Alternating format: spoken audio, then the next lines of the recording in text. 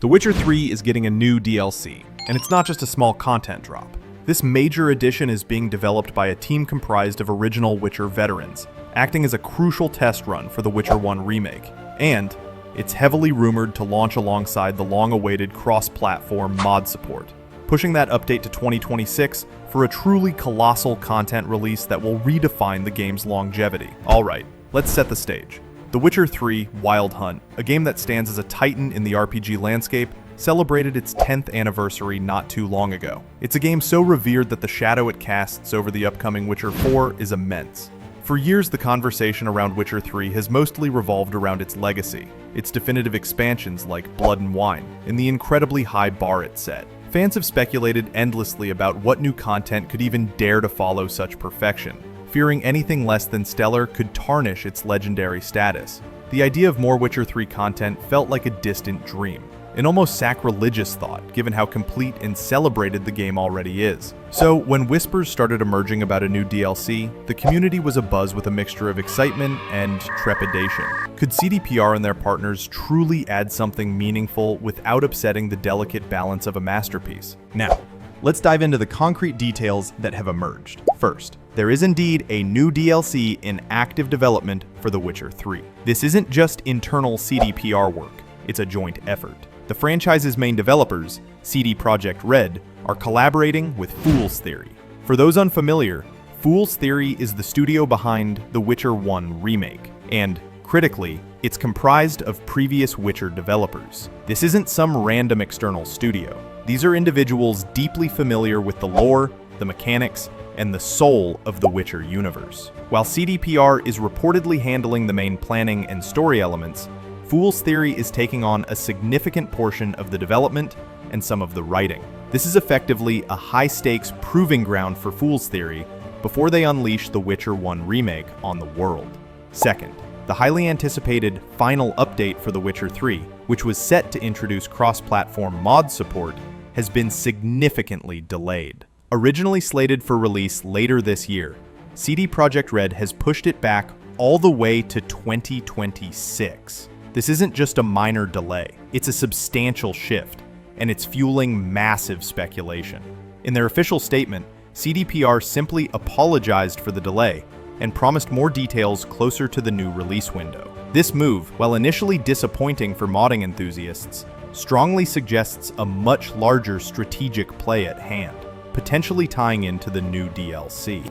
Alright, let's peel back the layers and connect these dots, because what initially seems like two separate pieces of news about The Witcher 3 is, in my expert opinion, a calculated, brilliant move by CDPR. The most glaring connection here is the timing of the mod support delay with the rumored DLC development. Why push back a much-requested feature like cross-platform mod support for 2 years, especially when it's seen as a final update? My analysis is this. CDPR is strategically bundling these two significant content drops into one massive release event. Think about it from a logistical standpoint for consoles. Pushing one colossal update that includes both a new DLC and cross-platform mod support is far more efficient and palatable for platform holders like Sony and Microsoft, who have specific update policies and certification processes. This isn't just a technical convenience, it's a shrewd marketing decision. This delay isn't a sign of trouble. It's the quiet hum of a much larger engine spooling up. We've seen CDPR make crucial distinctions between DLC and expansion. An expansion like Blood and Wine is colossal, while a DLC is substantial but smaller. The involvement of Fool's Theory further cements this as a significant undertaking, acting as a direct prelude and confidence booster for their Witcher 1 remake project. So what does this mean for us? Firstly, the waiting game for cross-platform mod support just got longer, which is a bummer, I'll admit. But the payoff could be immense. Imagine a day in 2026 when you boot up The Witcher 3, not just to find robust cross-platform modding capabilities, but also a brand new, substantial storyline or series of quests. This transforms the final update from a utility patch into a momentous content injection. For returning players, it's a dual incentive: new adventures to explore and an entire universe of community-created content unlocked. The critical aspect here is the quality.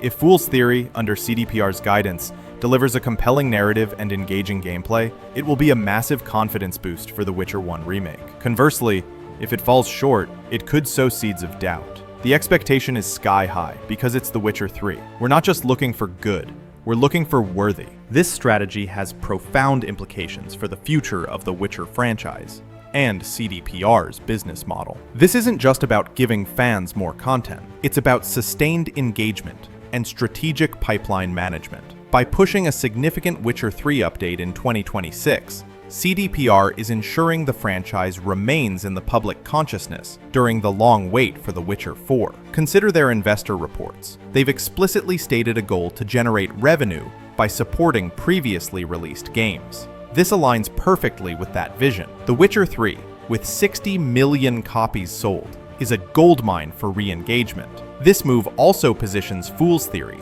and by extension, The Witcher 1 Remake, directly under the intense scrutiny and hype of The Witcher 3 Legacy.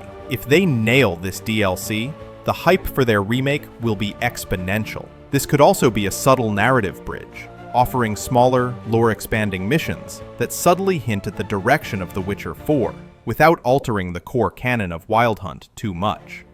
We could see new locations referenced, new characters introduced, or even some Ciri-focused content that lays groundwork. CDPR is clearly thinking long-term, not just about one game, but about a continuous, interconnected Witcher experience leading into the next saga. So with this strategic delay and the collaboration with Fool's Theory, do you think CDPR is making a brilliant move by consolidating these updates for maximum impact? Or is the extended wait for cross-platform mod support a risk that could diminish player enthusiasm in the long run? Let me know your take in the comments below. And if you appreciate this kind of deep dive analysis, subscribe for more.